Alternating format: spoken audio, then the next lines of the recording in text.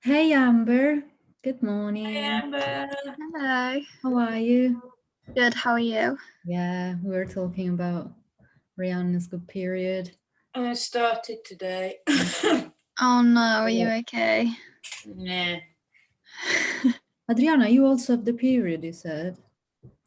No, Or in you the had it- first session. Yeah, I had it in the first session. I woke up that day and I was like, oh, okay, I'm really in sync to the workshop. But hopefully I will be able to do it correctly, Yeah. My mind was foggy. Also, in the very first day, when was it? The 9th of January, I had the period. So it was like, yeah, for us all. It's like, We're all what? kind of synced.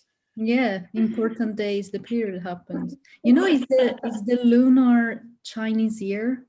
Yeah. Mhm. I didn't know. Thomas told me yesterday. He said, "Oh, you know that?" Funny. Very, very Yeah, nice. it's interesting as well, like the Chinese zodiac. Yeah. It's different from the one we know. It's nice. And there is another thing that happened with Tom. We always talk about kids in the future, in a few years and everything. And we like brainstorm on which name to give, if he's a male or a female. And we decided to call Luna if he's a female. Oh no. Yeah. Super beautiful. I'm I doing the love same this thing, name. Valeria. Right. Oh my God. So we've talked about. I've got loads of names that I like, but they're Italian. So Yeah, I was going to tell you that about, do you like Giovanotti, the Italian singer? Giovanotti, no.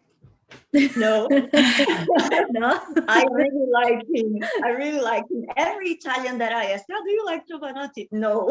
And I'm always like, I love him. It's because for me personally, is a bit trashy. But if you are, Yeah, I've realized that I like some English musicians that are very trashy here. So I there think is it's a something. cultural There is stuff. Yeah, because something. you guys in Italy, you know that he's a bit trash, let's Yeah, say like that. But exactly. we don't. So the Have you, music have you, arrives in a different way. yeah, And he has released an album, a record, I think it was in 2019, and there's a song called Luna, and it's super beautiful, the song, and it reminded me of that. I love this name. I'm going to I write it down anyway, so I'll put the link in the randomness of our. Luna's really nice. Like I haven't thought about that. I all of mine are naturally non-binary names. So I had a dream, and this name just popped up, and I've never heard of it before. And I looked it up, and it's actually a word, Aevir, Aevir, and it's Icelandic. Well, it's Scandinavian actually, and I think it means long journey or long life. Oh, Wow, beautiful. But and then for it to be like shortened, I think like the noun is Ivy or Ivy, it's pronounced, but it's spelt sort of like the same. And I was like, well, there we go then, that will do. Like, but there's a few others like Greek names, which can be like ancient Greek names, which basically can be either gender. So it's like, okay, that's cool, because of course naturally I'd want the kid to choose its own gender and identity when it grows up. So yeah, I've got weird ones, but Luna's really nice. Like Luna could be either as well. I believe, yeah. I mean, it's yeah. In Italy, Luna, it's a female. But because in the UK, you don't have masculine or feminine for things or objects generally, then it doesn't matter, right? But then I wanted to look at Welsh names because Tom is Welsh. So I got the green card to use Welsh names. Did you get Rhianne? Rhianne's Welsh, she's Rhianne. Yeah, I think it's Welsh. But yeah, I've searched how to say Luna in Welsh, and it's Llawdaw or something like this. But I've got another thing that if when I bring in the kids in Italy, they have to say these names, right? So it would be a challenge already for English people to say the name, which is double L, E, double D and stuff like that. So yeah, we wanted to give a name that we were thinking to give either two names, one Italian and one Welsh. But because we want to have both our surnames, that will be a poem. So Yeah. Double barrel. I'm gonna We've create. kind of got two. We've got it's Luna is the first name, but it's shortened for Luna Ray. Luna So Ray. it's like the sun and the moon. That's what. All right. Oh, beautiful. Luna Ray. That's what I want. Oh, lovely. Yeah, so I've been thinking of this stuff while making the collage, or I don't want to fix it. So I've been making a drawing and I'm placing things on top, and then I think I'm gonna just take photos and move stuff around instead of just having a fixed collage. I don't know, we'll see later how it goes, but I've made like this drawing here. Oh, nice, yeah. And then I've started making, I love miniature. If maybe in one life I was a miniaturist, one of these people that draw in medieval books. So I've been making little objects. Like this is a pomegranate. Oh, wow. And then this little one, because I don't have magazines, many. Oh. So I've decided to do stuff myself. Yeah, that's nice. What's the material that you have used? This is I found this piece of paper in uni, maybe in year one. Someone abandoned it in a corner. So I am a hoarder of nice stuff. And I like taking discarded things and bring them home. So that I've been making some ovaries, eggs, I don't know, clouds Cool. of something. Yeah, so it's just very playful. So when I went to the forest, I started taking stuff that reminded me of eggs or I don't know, ovaries and stuff like this. So I found this modular thing, and it's very, I don't know, talks to me. I think that's really nice, that found object, the leaves and the berries and things. That does have significance to like seed storage. Yeah, and exactly. I was thinking exactly of that. I don't even know what this is. It was in the forest floor. So I tend not to take anything that is alive or still standing. And this was a branch that are in the floor. actually lingering from the tree. Yeah. And then just things that now have decayed, but it's fine. Oh, nice.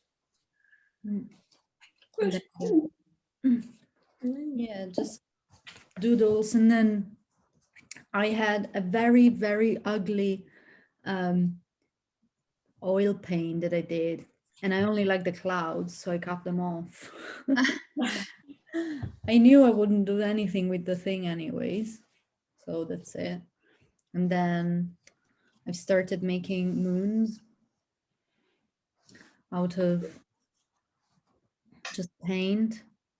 And then I've got I've noticed that my cycle started in the falling moon when I started doing that collage. So I've decided to have the this type of moon at the center, and then maybe have the decay or the change around. So yeah, just very, I like details. I like tiny things. Yeah, and I remembered, have you ever watched the film The Dreams, When Dreams Come True, or When Dreams May Come, is with Robin Williams? No, maybe. No. Let me see that film. So I've started thinking of how why do I like these tiny things, handmade little miniature? And I think I was influenced a lot by stories and films that I watched as a child. Yeah. I found something absolutely pertinent with these thoughts. And it's like there is an artwork in this film, which is a handmade world, a little maquette of this world, which is in the bedroom of one of the children of this family, and that one is exactly like these sort of things that I've been making. I'm gonna do some screenshots and then but it's a bit reminded me as well. There's a Russian artist. His name is Yuri Norstein. I don't know how to speak his name correctly, but it's Yuri Norstein. I can send you after the workshop his name, the correct one. Yeah. And he used to do little miniatures as well. And then he used to animate the miniatures and do cartoons. Oh wow. It's super beautiful. There's a documentary about him, and I watched it and I was like so surprised because I was not expecting something so beautiful, and it was really deep. I'm going to send it over to you. See that. Yeah, me too. I've got this love for tiny beauty, like delicate things. Oh yeah. So Amber, what are you doing? What's that there? I'm just embroidering an orchid leaf, a petal. Lovely. I've been struggling with kind of just like general motivation recently. Yeah. I'm just really struggling to like get started on anything that kind of like requires, I don't know, but I find comfort in embroidery and like crochet, maybe because it's easy. No, well, not easy, but like you visually can see it happening. Yeah, I think so. And I think just the therapeutic like nature of embroidering and crocheting is like helping me do things. Yeah. So I thought I kind of like have been monitoring my cycle since the last conversation, because when I joined, I think I was just finishing my period, so I thought I'm gonna start again. So I've been like writing down every day like how I'm feeling, like any symptoms or side effects that I'm feeling, which I kind of did anyway, but I suppose not as like dedicated as I am doing it now. Yeah. And I want to sort of create this, I was thinking like this circular kind of cylindrical weave thing with different colors to represent different emotions, and like more loose sporadic strands of thread to like represent, you know, when I'm feeling down and stuff, and also like when I'm on my period, and kind of like wanted to just introduce like different things to it.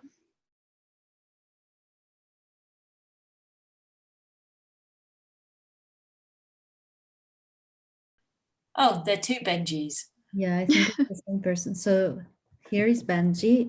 He is one of the secondary party, and he asked today to be here in this sort of silent form. So hi Benji, if you can hear us. And yeah, he will be joining us in this way, which is very totally fine for us. Yeah, that's no problem at all. Yeah. So Benji, I'm Rhianne. Nice to meet you. I'm the co-creator of Womanhood, and I'm an artist amongst other things. Although I won't be here much longer because I've got to go to work, and I won't be here for the discussion at 2 either. So, but you'll see me. I'll flit in and out of things. So it's nice to meet you. Did anyone else want to introduce themselves? Just whilst I'm done. Yeah, I'm Adriana. Nice to meet you too. I'll be here. I'm holding this workshop with Rhianne, even though Rhianne won't be here because work is waiting. I'll be here so we can discuss things in a different level in terms of the discussion that we have in the first part of the workshop. I don't know if you had the chance to watch it, the video, but if not, there's no problem at all. We can discuss it a bit at 2 p.m. again. So nice to meet you. Okay, I actually don't know because he's connected 3 times. If he was able to hear, we've welcomed you, Benji, and feel free to just remain in this form of silent presence. And yeah, we are going to be here up to 12, and then if we decide to together, we can gather again at 2 after lunch, so to have a little break and continue a conversation, or if we feel like even continue making things. I think we're quite flexible in this collaborative space. Yeah. So I've actually taken some, I don't know. I don't know if I can show you. Like, oh, you got a nice flexible camera there. I think it is all layered. So I think the come si chiama, MacBook people should do the flicker of the camera, you know, like we do it on phones. So to see kind of, am I clear? Maybe not. Yeah. You know, when you do. Oh yeah. You can choose to swap the lens, so look forwards towards me or behind. Yeah. Anyways, I've been just I think I'm going to continue making some these little drawing sort of things. I was going to say, looking at that and look at how nicely layered it is. I don't know, Adriana, if you can sympathize with me, but I love it when I do collages and everything looks perfect, and I've sort of like laid it all up. Huh, look how funny I look. Sorry, now you can see my hands.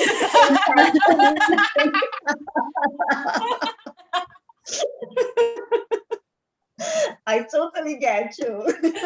And you got it all like layered up.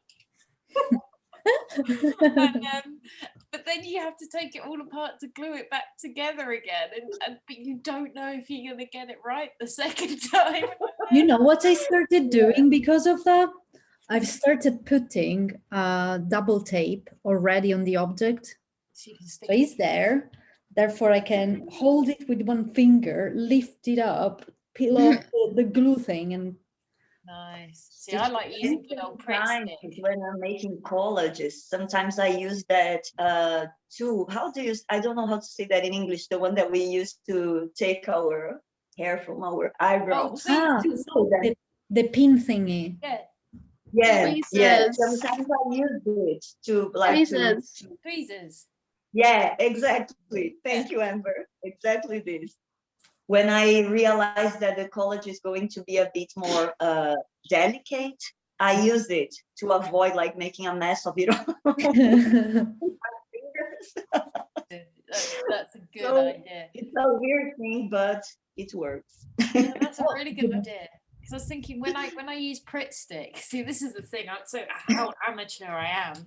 When I use a Pritt stick, I'll be there and I'll like Pritt stick over the piece, and then of course the Pritt stick will go outside of the object, which will then make the side sticky, and I'm there like and then get something stuck to it, and I'm there just trying to get it off, and then I get my fingers sticky, and then I'm sticking that to the pieces of paper, and I'm there just like not having a great time. Sometimes we end up tearing the paper apart, like, oh my god, I hate when I do that. It's either that or I've got my scalpel out and I'm doing like a really delicate like figure, and I'm on something and I'm doing so well, and then like I get a bit cocky and then like 2 fingers come off. Not on me obviously, but on like the model, and I'm like, oh well, there we go then. Okay, it's only gonna have 3 fingers. I'm sure. Can I ask, where do you guys like get your images and stuff from? I'm really lucky. I've got loads of Vogue catalogues from the 1990s onwards. that I've gained from family members that I just haven't used. But also I've got all the new scientists and things like that. So I get it that way. How do you get it, Adriana? Yeah, I take pieces of paper from everywhere I go. Like either I get like free magazines or there are like flyers. I take flyers as well when I see that something nice drawn there. What else? I print from the internet. Sometimes an image pops up in my head and I'm like, okay, I really need to find something similar to what I'm imagining here. Yeah. And I go to the internet and I search it. And then I print it and use this print in my collage. And sometimes I even buy old magazines when I am looking for something super specific. And I say, this is something that would be really nice to use in a collage. I buy some magazines. It's not that frequent, but sometimes I do that. Okay. I'm now thinking about experimenting with digital collage, but I have to learn how to work with Photoshop before. But I think it would be a nice experience as well, even though I really like the tactile. Is it correct, this word? When you say something, yeah. I really like the feeling of doing something with my hands. But I think it would be nice just to know how to create in a different way as well with the digital word. But that's how I do, Amber. Like I take papers from everywhere I go. I'm constantly taking something. I think it's really nice. I think the thing that I really enjoy about collage is like the liberation of it, like how you. Well, and of course, naturally, the anarchist kind of sort of DIY, like, well, I'm not going to pay for my materials. I'm going to use what is already there, and I'm just going to make something. And I think that like fuels it goes into my concepts. You know, it's kind of like a rebellious nature. It's like, well, I'm going to use this makeup ad and turn it into something else that's a bit, demeaning, even though it is already, really heighten that. And focus. Oh, look, the hands are coming out. Really high.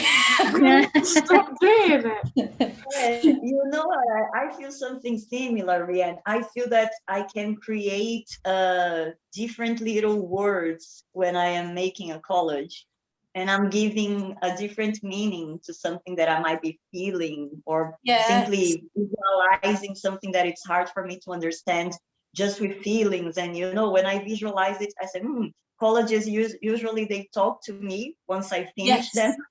Yes. I've got this I'm in this horrible position which basically just sums up my life, because I go through things like there's like one thing that's really lovely in like on a page, and I'm like, that would be a perfect centerpiece, but I have not yet found anything to go with it. And I'm like, something will come up, and I've got like 25 of them, and I've put them all in wallets. So like when I go through the magazines, I can go, well, that one finally suits that, eventually I've got like, I'd say I've got like 25 pieces, but they're not made yet because like the right elements have not come together. And it's like, well, who was it? John, the artist, John Stizaka? Is it Stizaka? I don't know him. And so he's quite a famous collage artist, or was. I'm not too sure, because it was quite early on, I think 50s or 30s or 40s, around then. And I remember seeing a documentary with him, and he's just got like filing cabinets of like cut out things in all the different categories and things like that. And I was like, oh, that would be the dream, just to have everything organized. You can just like scoot your way through and just create random pieces and things like that. I love order of beautiful things. I'm not as organized as you are. Like I have little things cut here. Random images like that I have already used. Like Dory. Sometimes I just come to this little bag here and I say, let me check what do I have here, and there are words as well, like cut. Yes. And then I say, let's see. Sometimes I just spread it all in the table, just to see something to come to my mind. Yeah, it's a really nice process. I'll show you one of mine. You look like you're Yeah, yeah. archivist of some sort. Yes, that's what feeds it, you know. It's Yeah, that. yeah. Mhm. I'm gonna take some photos probably and show you later, but I am making this little figurine. So I've got this drawing, but I want it 3D somehow. So I've made a pair of legs and a torso, and then I'm going to glue it together like that. Wow, Val, you have to watch the documentary of the guy that I mentioned, the And then Russian the guy. head. You're gonna love it. Yeah, can you So put the name in the beautiful. chat?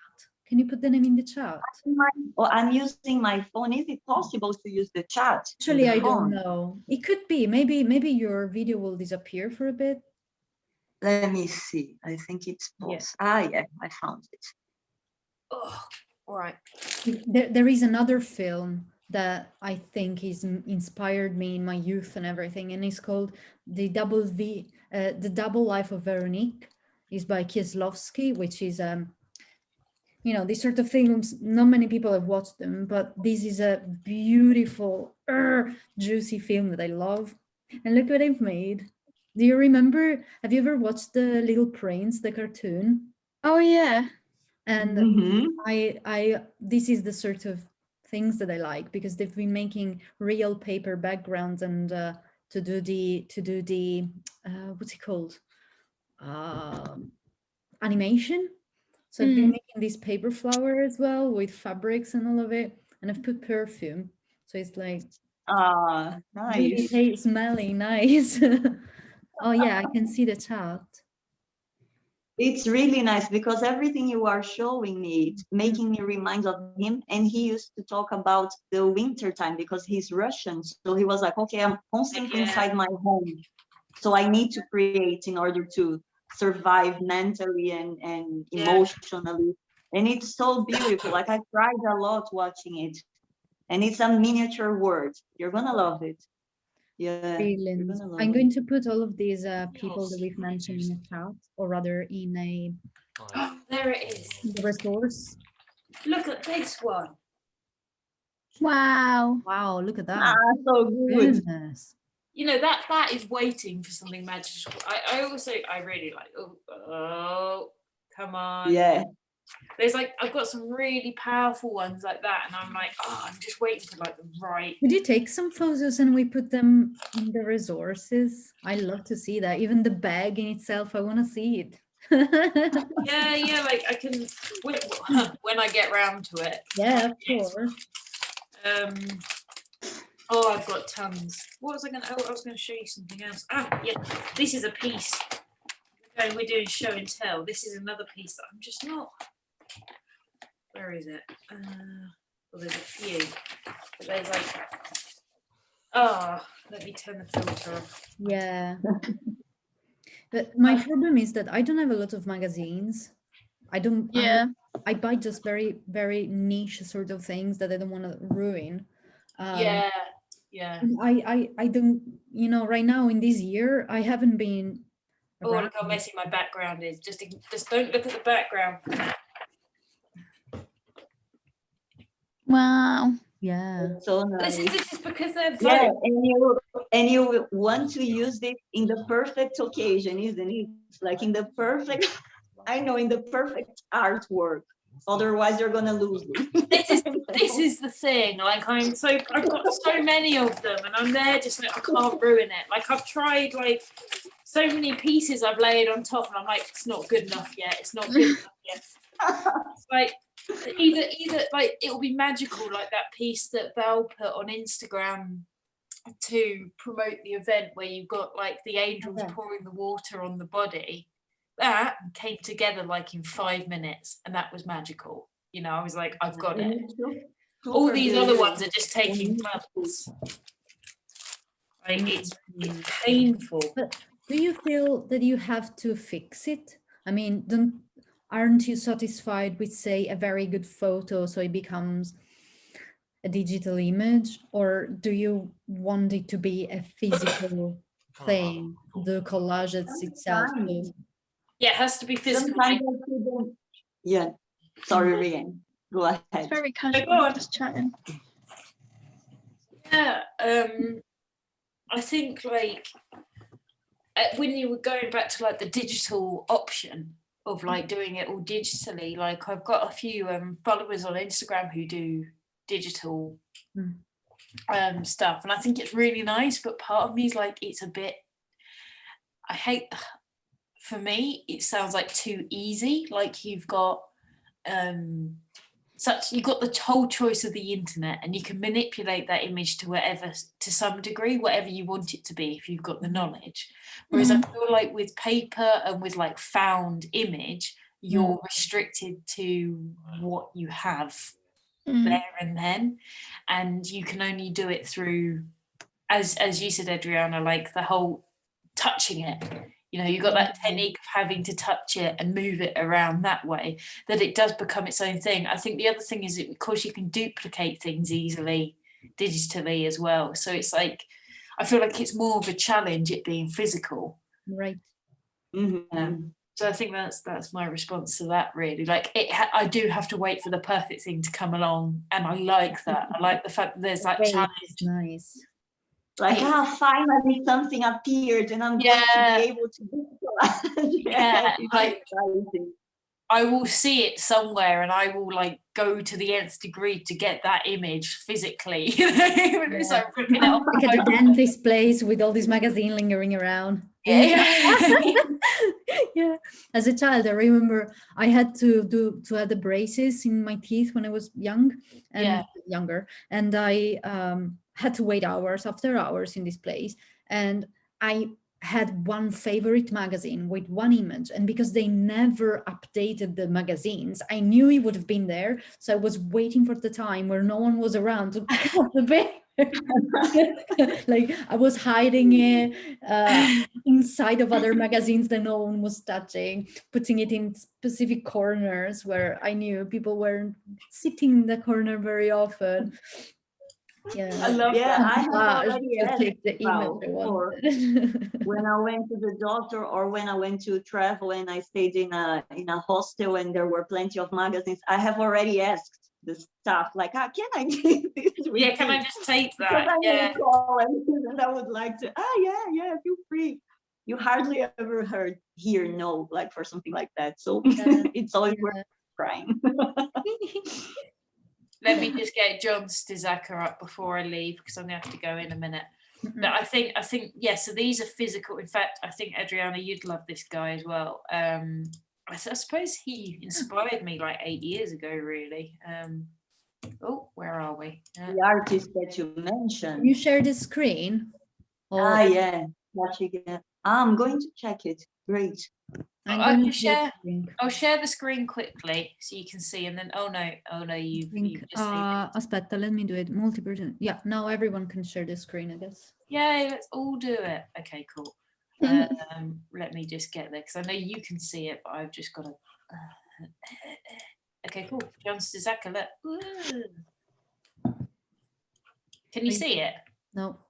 No. Really? Oh, okay. I haven't pressed the button. That's what. Okay. Yeah.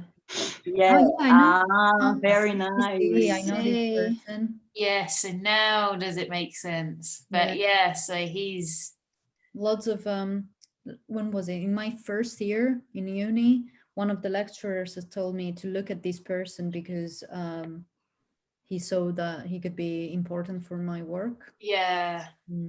I did. I completely forgot about him though. I mean, I've got it in the sketchbook. I really like the one of the bridge. This one here. I like that one. This was really good. That heavily inspires my work. Like I've got loads of pieces like that. I love the whole idea of like landscape and human. Yeah, it's called pareidolia, when we see human figures into nature or clouds. Yeah, look at that. It's so nice. Somehow it reminds me, don't they? I don't remember who was the artist who did the Marilyn Monroe room, where if you stand at the entrance, there is this curtain and the sofa shaped like a mouth. And then there are the two paintings that look like eyes. And I think there is some other object that look like the blonde hair. And if you look at it from a specific distance, you can see Marilyn Monroe. That's really interesting. Really. I've got it in some hard drive, maybe when I was a teenager. I'm gonna put a note. Right, I'm gonna have to go. I suffer from PMS and things like that. And whilst reading in this book, Period Power, I learned so much. I mean, and the biggest thing. If you want, I can stay a bit longer because today Tommy's cooking. Because I've told him I've got the workshop, so can you cook? So I can go when lunch is ready if you want to stay a bit longer, and then we can reconvene at 2 anyways if we want to. I don't think we received any email from people saying that if they're gonna join at 2, but for the sick of it, we can just reconvene at that time anyway. Is that Benji saying that? Benji? There is one at 2, yeah. It's but it's just like an open discussion platform, so it's not like it's not just this workshop, it's a separate thing. Yeah, you're more welcome to come along to that. I won't be there, you know. Yeah, It won't be as great, you know. Okay, cool. I'm gonna head off because I've got a shower. Bye, Rhianne. Okay. Have a good time at work. So fun. Day 3 of heavy lifting. Oh, Yeah. have a lovely time today, you guys. Enjoy your weekend. Thank Happy you. Valentine's Day and all that. All right, it's Valentine. I don't care about this thing. I've created a really funny poster thing for one of my partners, so they're gonna love that because I'm not romantic. I've just done like a weird thing. Anyway, all right. See you guys later. See you later. Bye. Enjoy your discussion later if you do it. Yeah. Thank you. Bye. Yeah. Oh goodness. I finally kind of made the arms for this little person. Be awkward. I kind of wanted to ask you both about you know, the lunar phases, Adriana especially. I was wondering like how we could, if you have any ideas, like either of you, about incorporating that into our work or generally into our cycles, I suppose, because I was trying to do a bit of reading about like moonology and how we should, you know, use it to help our normal lives. But I suppose I wondered if you had any advice, because the book I was reading, it was by this lady and she just put her name everywhere, and I felt like it was more of a advertising of her than an advertising of the moon, and I was like, okay. You mean how to use the knowledge of the moon phases in our daily lives? Is that what you mean? Yes. That's a good question. I would say it's nice to find some rituals to do in every moon phase, or at least during the full moon and the new moon, because the new moon is like the planting time. Let's say that the seeds are going to the earth for them for us to harvest them on the full moon. This is like the cycle works. So it's really nice like to do something during the new moon, thinking about your intentions for that month, and in the full moon as well, for you to honor what you are already understanding from what you have planted in the new moon, if it makes sense. I'm not sure. Yeah. This is something that I consider nice, and sometimes I do that. And also in my artwork, I usually use this kind of reference a lot. Yesterday I was just checking what I have already done in the past to prepare for the workshop.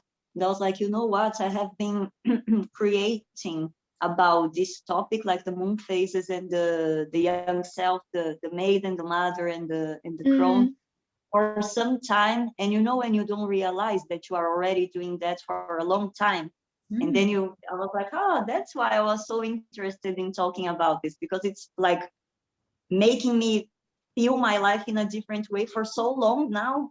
So rituals are really nice. I can send you some resources on that. I can send to Val, and she can put on absolutely. We can put them alongside the you know, on the website. I was thinking, do you remember we had a talk with Mira, probably the very first time, and she was saying that in the full moon she was washing her crystals. I'd like to do something of this nature. I mean, I don't have crystals, but I would like, a monthly routine, something tiny that is got meaning just for me, like this, knowing that, oh, it's full moon, let's watch the crystal. I would like to do something like that, maybe even fictitious, just for my own pleasure somehow, to nourish this moment. So I don't know, I still haven't found it, but I feel it was bizarre. I mean, not bizarre, but my cycle this month happened to be in the falling moon. So it was 2 days before the dark moon. And I only noticed this because of the last talk we did on the 3rd of Feb. So I don't know, maybe, is there something similar of what I've said? Is there, I don't know, some hands-on? Some little ritual, like, yeah. I think the stone, the gems thing, you can do it like every week, like, or every day actually. You can just leave it there on the moonlight, just for the gems to be re-energized with the moonlight. And then you can use it, for example, the rose quartz. It's good for the heart chakra. If you leave it there re-energizing during the moonlight and on the sunlight as well, like the whole cycle is nice, because it cleanses the crystals, and it also energizes it. For example, the rose quartz is good for the heart chakra. If you leave it there during the night, it will be energized, and then you feel like, I think I'm needing something. I'm feeling a bit sad, or a bit like with anxiety. Let me use the rose quartz that it was there, like being cleansed over the moonlight. And then you can put it on your chest. You can lay down a bit, just relax a bit, put some relax music that makes you relax, and put the crystal in your chest, the rose quartz, I'm saying. So it's really nice, like, to learn, I would say, to learn a bit about crystals in general. You can start with the chakras, like, for this chakra, this crystal is really nice, so maybe I should get one of these crystals and cleanse it on the moonlight, on the sunlight, and then start using it. And another tip is to know a bit about astrology, to know, like, if the full moon, for example, is in Cancer, it's going to be different than the energy of the full moon in Leo, for example. You see, this is very overwhelming for me, because I know nothing about anything that you were mentioning. So for me, it feels a huge burden. Not a burden, it's the wrong word, but it's such a massive amount of knowledge that I lack, that I wouldn't even know where to start. Like, oh my God. So probably the first thing, it would be, okay, let's choose a rock, a crystal first, and then we'll see what happens. And you can feel, like, you will see if you feel the connection with the crystal as well. If you want something more intuitive than, like, knowing a bit about astrology, you will feel in an intuitive way, like, okay, I look at this crystal and this color, it calls my attention, so maybe I'm needing this. And then you get the crystal, and then you read about the crystal, and you realize why the crystal was calling your attention. You can do it in the intuitive way as well, which works it is a very good way of starting. I would love to, like, go to some sort of workshop or have, like, some sort of talk where someone was just explaining bit by bit, because I've tried to read up on, like, all these different things, but I think it's more of a experience while doing, rather than reading about it. So I'd love to just, like, I don't know, have some knowledge from someone. It's weird, because it's nice that you guys are saying, like, it can be overwhelming what you're saying, because for me it's so natural, because I have been reading about, like, astrology, for example, for a long time. So it's nice that you guys are giving this tip as well to me. Like, no, it can be a bit overwhelming, because for me it's natural, and I'm not considering that, like. But, like, for example, I think that, Mira, for now, she's in India. So I think she's going to be pretty busy, and probably will be back around about March. But then I think that maybe the two of you, Adriana and Mira, knowing some, if not very much, about crystals. No, right? It seems, well, you know more than Amber and I for sure, but like, yeah, it would be quite interesting. You know, I think that I remember as a child, my mom, she gave me a red little rock, and that was for, she said that it was calming for the fever. It was good when I had fever, so I had to hold it in my hand. And, you know, it's a phytoplacebo after all. So it's something that if you don't believe in, nothing will happen. It's something, I don't know, I feel a tactile connection is very important, especially for me now that we live on the internet and these computers are becoming the way to interface with everybody. I feel I need something physical in my life. Yeah, I understand. I feel the same. Well, I feel the same. Yeah. And I'm really into this kind of thing, like what you have said about your mom giving you the crystal, and I'm sure you got better every time you were holding it because you were like feeling your mom's energy and feeling protected. I don't know, you know, and I think this kind of thing, they are as effective as medicine sometimes, you know. At least this is how I feel. Yeah. Yeah, I mean, our mind is very powerful. And super powerful. Yeah, so, you know, I'm not saying that these sort of attitudes can cure cancer, right? This is a bit, yeah, of course. But for things that are to do, many symptoms that I have, for example, I suffer from migraine a lot, and that's all to do with mental situation, stress or anxiety or other things produced by the mind. So they can be cured if the mind accepts the cure, right? And if the mind wants to cure itself. So this is all up to us and how we decide to accept or, you know, find a solution to this problem, being the migraine for me, for example. So yeah, in that case, these sort of positive attitudes towards concepts, they do work. It's like these sessions today for me, oh my, so nice. It's just a moment that I really felt I need, because we don't have, apart from being with Tom, this is our house bubble, home bubble. So there is nothing else apart from this, apart from physically, I mean, you know, proximity to other people. So this project is very important for me at a human level. This is what I need as a person to be a person. Does it make sense? Yeah, absolutely. Of course it does. It does. So yeah. Yeah, same. I feel the same as you, Val. Like it makes I miss a lot, like the human contact, you know. It's being okay for me. I think I'm managing to go through this in a healthy way in the end.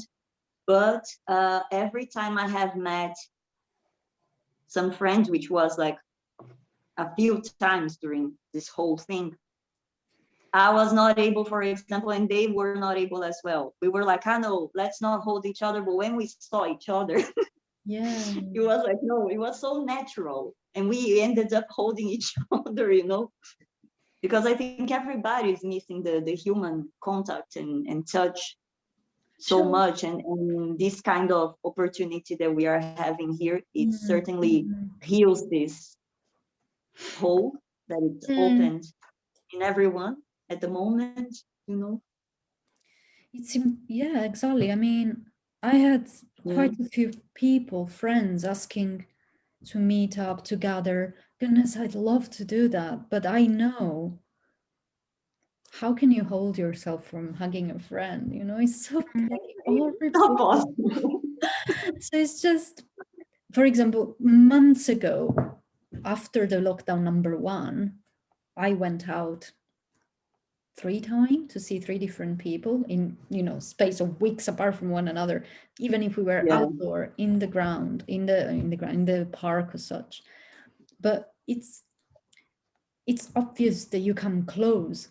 Even if you start being 2 meters apart, then how can you talk nicely normally if there is a windy day in Northampton, let's say, with wind blowing and raining or wherever, cold weather and all of that? Of course you come closer. And then, you know, it's so awkward. I hug people in normal times. I'm Italian. Oh my God. Exactly. I've got so many people in Italy that I know, they're kind of breaking the rules quite a bit. And I don't feel comfortable for them because they make themselves in danger. But there are people that live by themselves and they want to see their friends and all of that. Yeah, I think it depends. No, it's complicated situation. Yeah, it's so particular, like personal, I mean. Because if the person lives on his own, on her own, it must be quite hard, no, not to see anyone. So there must be an urge to meet. You see, in that situation, I have friends that lives by themselves, like 1-person household. In that situation, if you work from home, say remotely all the time, you're immune to, I mean, you only go for making groceries. So in that case, it's okay to meet up with one other person that also lives alone and also works remotely. But, you know, this is still unlawful, whatever. I finished my lady, which is me, by the way. Hey, oh, she's sweet. Yeah. Oh, so nice. I actually love to do these things. Yeah. Oh, how lovely. Yeah. So beautiful. Yeah, when my godson and one of my best friends, they do not live here. They live in Dubai, and I'm in Brazil, and they came to Brazil by the end of last year as well. And we were like, wow, we are both in Brazil now, but we cannot meet. No. And then we said, oh, okay, that's how life is. And no. But 2 days before she got back to Dubai with him, with my godson, she said, no, let's meet up just for a while, just so you can see Alessandro. And I said, okay, let's meet up, but we will not hug each other. We won't do anything. But once my godson saw me, he came with his little arms like wide open. Because they don't understand, do they? You know, yeah, and it was such a good feeling, you know. I was like, my God, this is so good. And then my friend and I, we looked at each other and we ended up hugging each other because he broke like that feeling of fear or something like that. Yeah, exactly. Yeah, it's hard when there's like children involved because I don't think they understand. It's hard to like, it's also hard to explain to them, like, no, you can't. And I think they bring like that, they make our fear go away. Like they make us feel that, okay, everything is all right, don't worry, even though they don't know that they are doing that, you know. So it was so cute. And when we started laughing, me and my friend, we said, okay, let's hug each other then. It is sad. I honestly miss seeing everyone. This is like you said, Valeria, this is like my only other sort of thing that I do. I don't really I don't know, socialize, I suppose, with anyone else. It's hard to. There is another thing that I do. Usually every Thursday, more or less, there is a person I know that she hosts what she calls the Stitching Solidarity Sessions, which is a weekly gathering on Zoom for 40 minutes because she's got the free Zoom. So, you know, if you have more than 2 people, you can have a time limit of 40 minutes for free on Zoom. So the first half an hour, it's a silent Zoom. So you log in, you mute your audio, you can play your video, and you can just put the camera focusing on what you do. So it's a making session together with nothing in common within each other. It's just being together in silence for a little bit to kind of ease the pressure of Zoom meetings and Zoom life. And then the last half an hour, the last 10 minutes or so, we put the mics on and we just share. We talk a little bit about what we're working on the day. It's so nurturing. I can share the link if you want, because she invites people to join. It's not, it's open to whoever wishes to go. The only problem is I work on Thursdays, so I'm full of meetings on that day. Or I would. I definitely would. Yeah, it sounds really relaxing and nurturing. It is, because it's no pressure. You know, sometimes I had to edit one of the videos for womanhood, so I was going there and, you know, I was editing on the very same computer, so they see my face working on the computer, but it's fine because it's more about being together than what you do in that very session. But it's so nice. And, you know, I started knowing nobody there apart from the artists who host these sessions, and now it's kind of a little community, tiny little thing. I know the others, not much, because we have only 10 minutes per session to just chat, but still, you know, something, of course. It's so gentle and nice. It's very rewarding to be in these spaces. Yeah, it's really, internet is definitely saving us during this time, isn't it? I think so. Is there some other workshop or collaboration or nurturing space that you found, the both of you? Not really from my side. No. This is like the only thing, I think. Yeah, I have seen some workshops from art institutes, like from Leeds, and they were quite interesting, very nice. I was not participating, like I was just watching and listening, but it was really nice to listen to other people talk. They talked about that book, Women Who Run with the Wolves. I don't know if you guys are. It's such a beautiful book. Like it's my favorite book on life. I leave it in my bedside table, because every time I'm feeling that I need some wise advice, I go to that book and read it. It's really, really beautiful. And they were talking about this book and making a connection with the artwork of the artist that was exhibiting in the institute. It's Henry Moore Institute, the name of the place. Yeah, I've heard of it as well. So I have been doing things like that. Every time in Serpentine Gallery, they have done something nice as well with connecting nature and artwork as well. It was called, I think, The Flow of Life, something like that.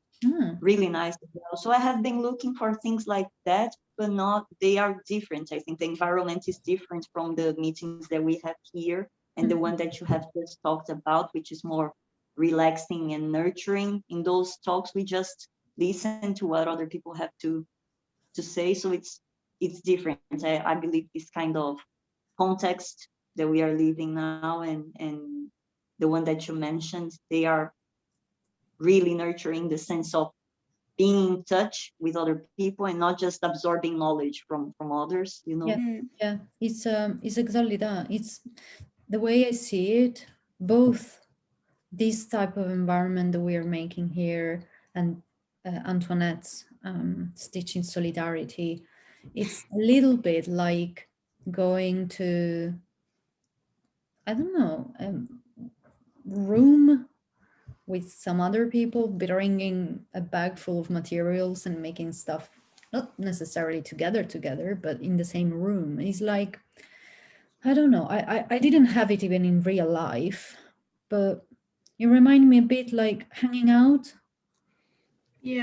with friends. Just it's similar to probably having a coffee together while bringing, I've never had that, but there are other places, these community gatherings in cafe, where people go there for a hands-on workshop, to, you know, just to be together as people. Yeah, This is what after Grapefruit, which you went to, Valeria, my boyfriend said that something he really missed was like just being like at university in the studios with other artists, and you're all sat at your own desks and you're all doing your own work, but just like being able to turn to someone and be like, oh, what are you working on? And kind of just having those conversations when you're working. And he was saying that he would love to have just like a Zoom sort of setup where he could put his phone in the jewelry workshop where he's working and just like make, but then he can look up and talk to other people as well who are doing what they want to do, and kind of just feel like similar to you, like that he's in a space like that, which I think is really important. It's kind of made me want to go and have a look for a studio, so I'm going to go and have a look at a studio on Monday in Nottingham. You know, this is where the idea of the open-ended space, it was exactly that. Exactly like that, like sharing a studio space with someone online, because this is the reality for now. So that it doesn't matter. We don't have to talk about womanhood.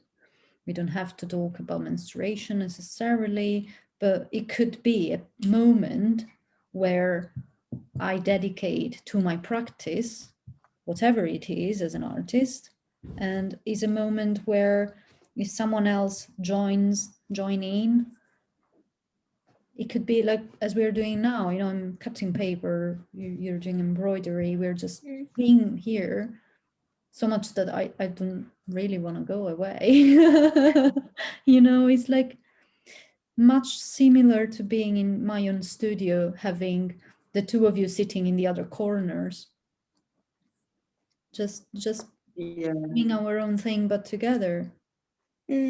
Right? And this is, it's not something that it's easy to achieve in a Zoom meeting, because indeed sometimes it's just an artist presentation of their work, or it's a time thing, so that, you know, the speaker have got 1 hour and 40 minutes and after that you're cut off very harshly, as it happened in a few collaborations that they've been doing.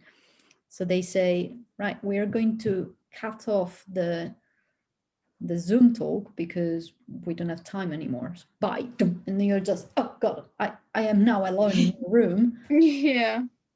There is no time to say bye. It's just so cold. Have you found that anyone's joined the open-ended spaces? So one colleague of mine in uni, another student, she's joined, and we discussed for 2 hours about our menstrual cycles and our experience, so we talk specifically about our periods, and then she asked a few things about womanhood and the projects itself. So that was specifically for that. Then another time I wanted to experiment a lonely open-ended space. How could I be in this empty room by myself? So I've decided to have some bullet points. So I've been holding on to some research to do during these days. And then I did a sort of conversation to the computer, pretty much, saying I was watching videos and they making a live comment based around the research that I'm doing. So it was kind of a vodcast on resources and research that I've been listening to or finding. But then I found that if it depends very much on the week, you know, I prefer when people join. Mm-hmm. And sometimes I've been there doing research without pressuring myself to make a video out of it, because I found that that was 2 hours by yourself. Yeah. With this sort of self-imposed video. It was very demanding because it feels like there is this bizarre pressure of, my God, I have to say something to myself.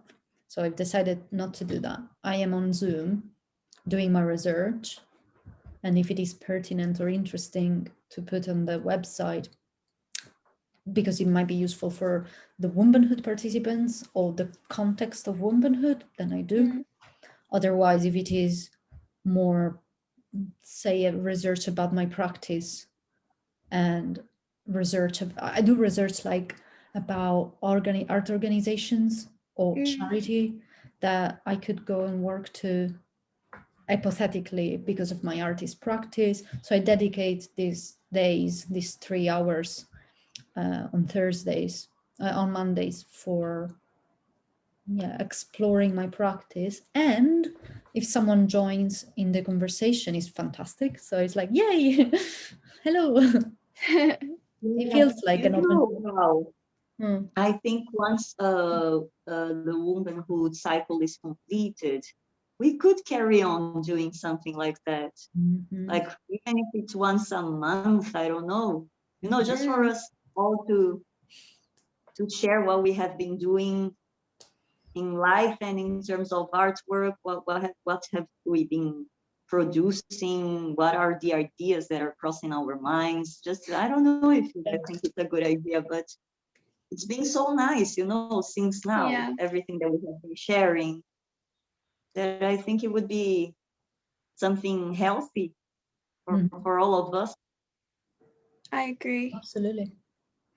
Are you doing the open-ended space on Monday, Val?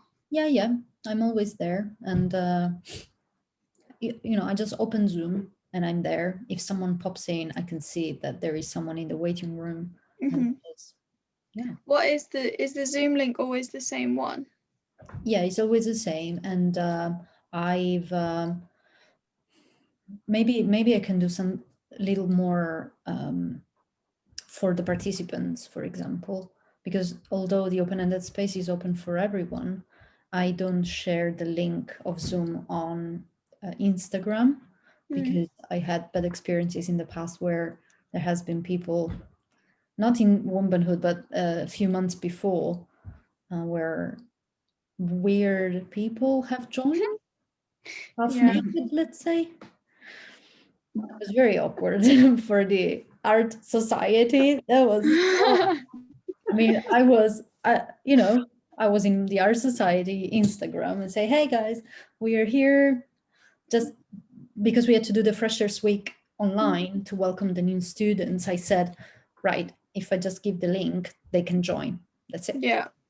And one person kept coming and he was naked. He was just jerking off in camera. And I was like, why are you doing this? I tried to not talk sense to him because, of course, that wasn't his intention, right?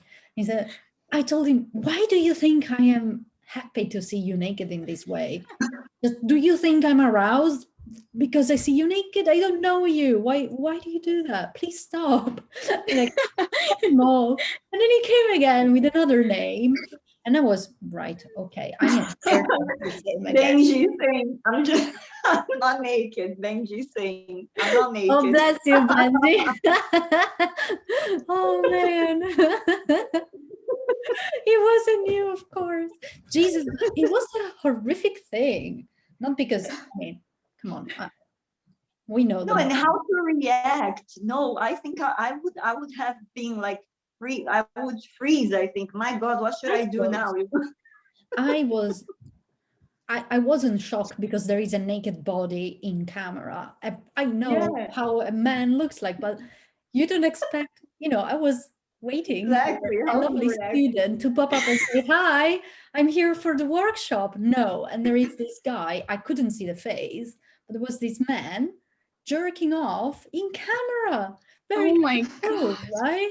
Like where I am now, like that, just pornographic stuff with no context as well. So I couldn't even, you know, kind of understand the You should have said to him, like, that's not very impressive. I told him something like, don't you think I've ever seen a naked male? I know how you look like, and that's not doing anything to me. But I will cut you off because you're just stranger jerking off. So thank you, bye. And then I just don't understand some people.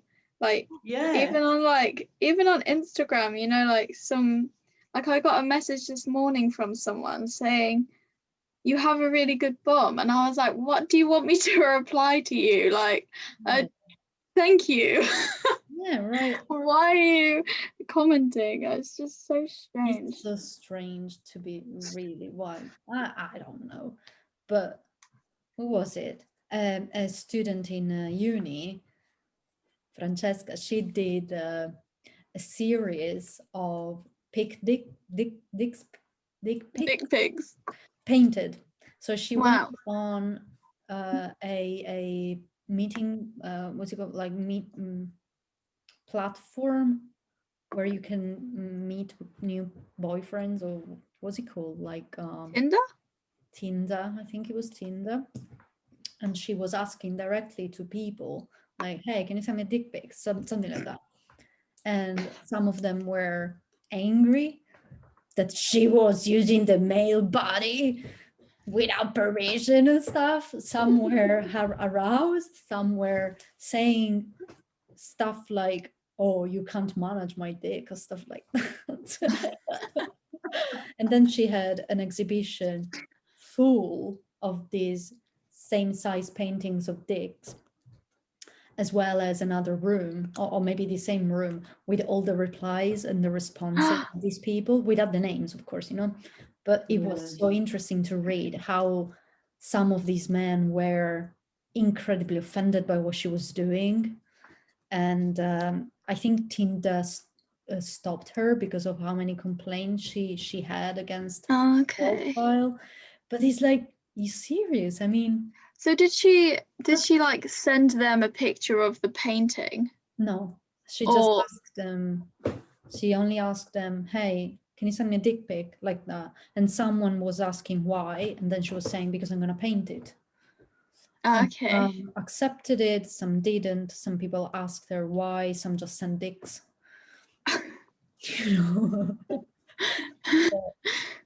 Yeah, that was fun. And of course, because we live in a prudish world, the exhibition had to be behind a curtain with massive signs everywhere saying this can be offensive and all of that. Why? Because it's a part of a body exposed. Mm-hmm. Not even photos. It's just but you don't see them put in explicit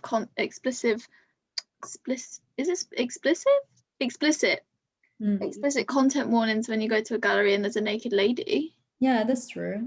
But you see, like, with pornography, like I went to see, I don't remember where it was, but there was a Japanese pornographic corner of these lithographs, I think they were. And they were, first of all, enclosed in an area with red curtains. So it was already obvious that there were going to be pornography. Yeah. And there were signs saying there is pornographic images here. More, I think, is for children or people that could get offended by pornography, although I personally found it very strange. Was it it's like, is it couture or something like that? Is it like, do they look like old Japanese drawings? Yeah, I've got one image actually of that, and I'm gonna show that because I'm gonna go to this on Eventbrite. There's like the London Drawing Group is doing a whole kind of workshop on that, because like in Japanese, I think it was like thousands of years ago, they used to draw these really crazy pornographic like pictures. It is. Yeah, like that. Yeah. London Drawing Group are doing like a whole workshop and kind of. Can I come? Is this open? Yeah, I'm gonna go. Give me the link. It's on London Drawing Group. It's on Eventbrite. It's donation based, so you just donate like kind of what you can. I love I'll that. send it you. But it's like a whole. They're gonna do like a little lecture, and then they're gonna like do a workshop where you draw your own, basically. Pornographic image. That's fantastic. Yeah. I've been. When was it? Last year. I've been researching quite a bit about pornography, not intensively, not very intensively, but I was working with nude a bit. So I wanted to understand the male perspective and the male gaze. The male gaze. So inevitably, I end up watching and researching about pornography. And it's bizarre because books or pornography or erotic books, this is how they call them, sort of aimed at the female reader. They are full of details and lovely, interesting stuff, like 50 Shades of Grey, for example, right? That's erotic on purpose. But it's bizarre because erotic novels for female readers are full of background, and they've got a narrative that is very strong. We're much more interested in who are these people and why they are attracted to one another. And then the sexual act itself in the story, it doesn't even talk about the physical penetration or stuff like this. It's all around the emotional situation and the grasp and the tactile, physical, and it touched my hand in that moment. And then pornography for male watchers, because it's more, they watch more than they read, seems. It's just with no context, only the physical penetration. They don't. It's about the penetration itself, more than the emotional situation, the emotional status of the parts of the two or more people involved. Yeah, Benji posted something interesting about Japan, and I think there's something in the chat. He said he mentioned there was a documentary I watched about Japan, and they explained how profitable it is for salarymen. But to make erotic anime. Can you share the link of this documentary? That would be very interesting. Yeah, because I think, even watching, where is the card? Even watching these drawings here, the Japanese ones, it's very explicit, but it's more the fact that you can see the part which is forbidden than the penetration. While in, I've noticed, this is some personal thing, I'm not like a scientist of this type of art, but an expert, but like in Arabic countries or Arabic drawings of pornography, it is about the penetration. It's a lot about the physical touch of the two parts that comes into contact. But maybe, I don't know. This is something I just noticed. Something because I was looking at that. I'll send the link in actually now. But yeah, I was having a little look at some of the pictures that they posted. And I've seen it before. I can't even remember what it was on. I think it was on some sort of who are you talking about? Some sort of documentary. But it seemed that like sorry, I'm like trying to do two things at once. It seemed really interesting because like the focus wasn't typically like on the female. It was between the two, like you focused on the male just as much as you focused on the female, whereas I feel like now a lot of like pornography and stuff, there is a much bigger focus on men, On women. Oh my god, I can't talk while I'm No, typing. don't worry, just do the research first and then we can talk. I think I found it. The London drawing class is Drawing Shunga, the Art of Pleasure. That's it. Yeah. Yeah, I'm gonna put the link in here. Thank you, because I'm struggling to talk and do it at the same time. Drawing Shunga, that's it. That's it. But if you look at some of the pictures that they have on there, I'm gonna put the screen share. So I feel like the focus isn't just on the woman, it's like on the two of them together, which is really interesting. Like, I don't feel like you focus on just the woman, whereas typically in pornography, you don't even really see the male. Yeah, in can we say European photography? Pornography, yeah, of course. Yeah, it feels to me, I mean, out of curiosity, more to discuss about, like, why do you think pornography is fun at all? I've been watching some out of curiosity, and it was like, oh my god, that's so awkward and horrible. It just doesn't give me anything. And it's true, there is a focus on the woman or the female part, Massively. The nipple and the body in itself, and then you've got this massive dick coming in focus or in frame, and who's this dick? Who's the guy? We never see like the face. you don't really see their face. You see the face of the woman. Whereas the face of the woman is always sort of concentrated on. It's very strange. And I think I know why. It's because man that uses the watch pornography to jerk off and all of that, they don't want to see a guy. They don't care if they see the face of a guy. This is their image.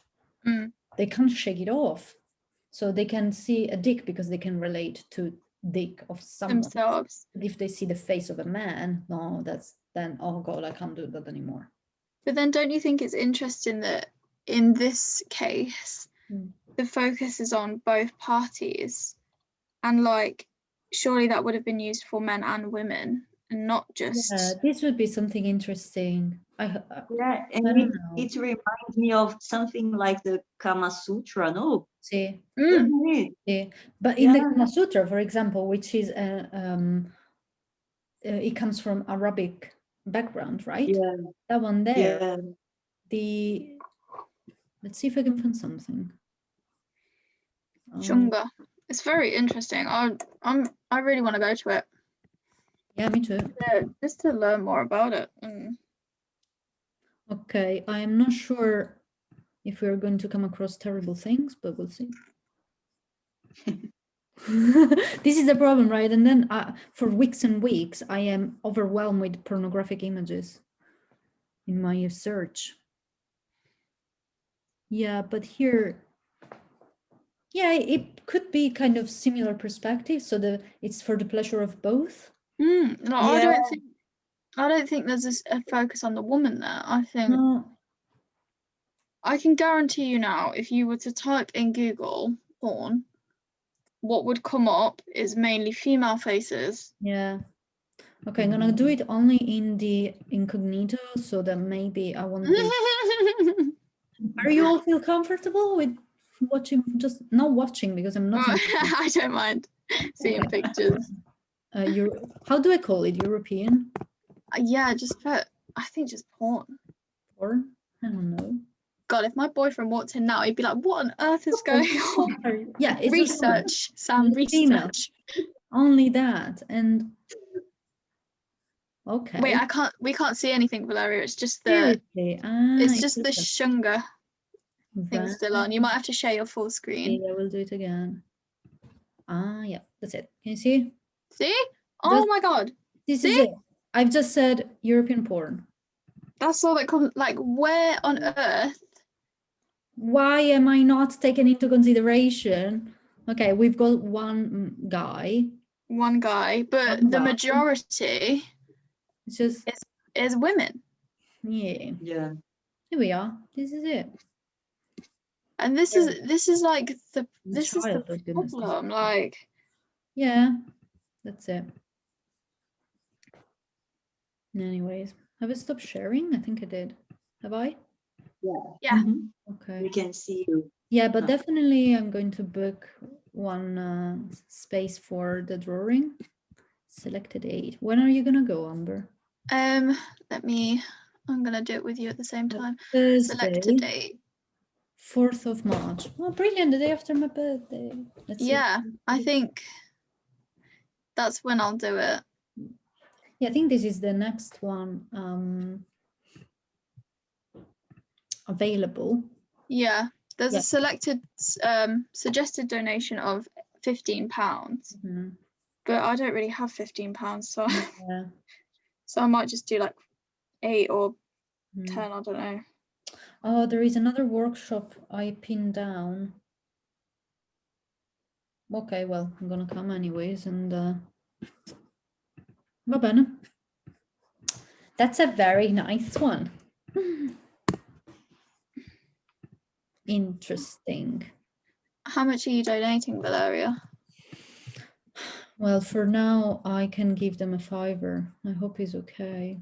I know, I'm literally like the same. I'm struggling at the minute with my fundage. Yeah, I mean, I had to choose what to do in terms of, there are so many nice, interesting activities. There is a historical art lecture that I really like to go to, but it's £7 every Friday, la la la. So Yeah. I had to hold on. Even it's silly, right? For now, I'm not doing anything like going out for dinners and stuff. I wasn't doing that very often, even before. But now, I don't know. I've got other expenses that have kind of started happening. So Yeah. this is all I can give right now. I'm the same. They've got like a couple on that look really, really interesting. There's some on witchcraft later on in March, and I'm like, oh, I want to go to those as well. Where do you find them? I've been I've been struggling to find interesting things out of my comfort zone, sort of thing. Wise, but I don't know how to search for stuff, probably because I go on Eventbrite and I put a keyword and I just scroll down to see the type of activities and events happening, but it's only what I can think of, you know what I mean? So it's always part of my comfort zone. There we go. I'm booked on. Exciting. Yeah. Yeah, I'm looking forward to that. I just like, I don't know. I think I've always had an interest in drawing bodies anyway. I always enjoyed life drawing and me things. too. So I think it would be interesting to just, I don't know, get a different perspective on something like that. Okay, to be honest, I've been drawing. Because I've done the research of erotica and all of that sort of things, I've been reading loads. I've been reading, my favorite book right now, erotic-wise, has been this Story of the Eye. Is, oh my God, the first chapters have been, I had to digest them. I couldn't read them. Because it wasn't normal erotica. It was very gory, very advanced sort of things. Stuff that I don't do personally, stuff that I don't like doing. So it's like, oh my God, can I actually go through this stuff? But then it's a sort of niche that is awkwardly pleasant. I don't know. I maybe should feel ashamed, but I don't care. I like it. No, I don't think anyone should feel ashamed about the. I'm reading Benji's message. It's very interesting. What he's saying? Yeah. That it's because women are seen as the desired ones who people fantasize, and the male is the dominant one who wants to pleasure. I can't remember the program. I think it was a cooking show. But they explain that because most salary men in Japan are expected to go from university and get recruited straight into top white-collar jobs as a form of family pride and to earning is a big agenda over free thinking and art, but the long hours create depression and suicide. That is why in Japan, the environment is very disciplined, and at night they let their hair down and go drinking in karaoke bars, and they there are weird clubs. Porn is heavily censored in Japan, so they blur out the penis and vagina. So the artists found alternatives to express their deepest fantasies by creating tentacle porn, etc. It is hugely profitable because it's a form of expression compared to how subdued they are at work on a daily basis. Yeah, I have heard that they live in very small places as well. I've watched documentaries about ways of living, and the house, the typical house is what we consider to be one room. So it's what is it, 4 meters by 5 meters, and this is the living space. And they live there. Maybe more than one person lives there. And also I've read that some people sleep in the office under their desks. Wow. Because probably they live too far away, or it is not worth going back home because they work for so many hours, and this is it. So it is normal, it is custom in Japan to sleep in the place of work, and it's not an awkward thing. It's not like you walk in an office and see someone under the desk, and you here in the UK and you go, oh my God, what the hell are you doing? I might be wrong, but this is something I remember I read years ago somewhere. Oh, he's saying, I am not expert on anime. I don't like it, but I am fascinated by Japanese culture. Yeah, this is something I haven't been particularly intrigued, but ever since I bought this card, I'm kind of interested.